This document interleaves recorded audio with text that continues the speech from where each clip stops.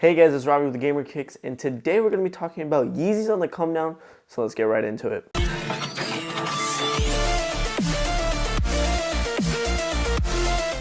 As you guys know, the V2 Butters just recently released, and with those we saw the resale price go down really low, the lowest it's ever been for a Yeezy. Now we all know that Yeezys retail for around $220, and the Butters only were catching around $250 resale around the time, and now they're coming around $290. Now honestly, like this is good for the consumer because hey, they're not paying that much and they're still getting a Yeezy, but it's really bad for the resellers because they're only making about $70. Before, a couple years ago, with the V1 Yeezys, you could make around thousands of dollars per just one shoe, and now you can only make around $70 if you're lucky.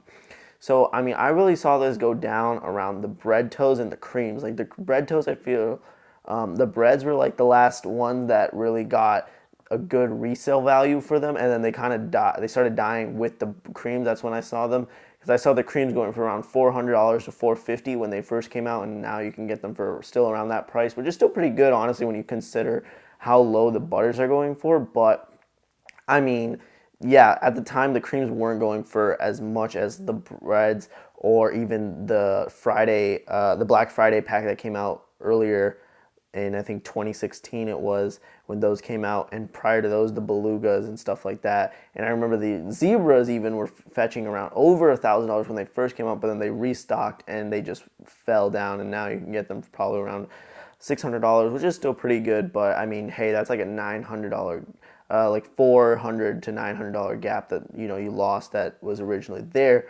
And I mean, dude, this is all because of the supply. All we know is supply and demand.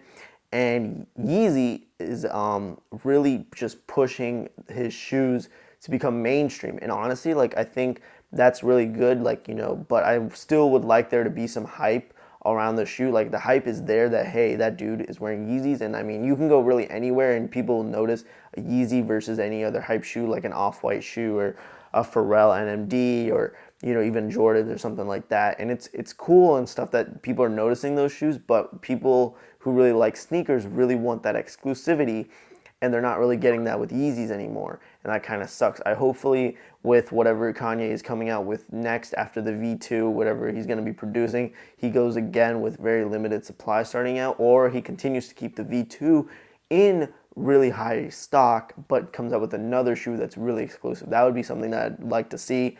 I'd also like to see maybe Pharrell come out with more limited shoes because they're both Adidas shoes, so maybe like Yeezy goes into becoming mainstream for a bit, and then Pharrell has a really limited shoe, and then Pharrell becomes really mainstream, and there's a lot of Pharrells, and then Yeezy gets back in. I feel like this is like a way that they can really compete with other hype shoes, and honestly that's what they're going to need to do unless they just keep building the hype around Yeezy.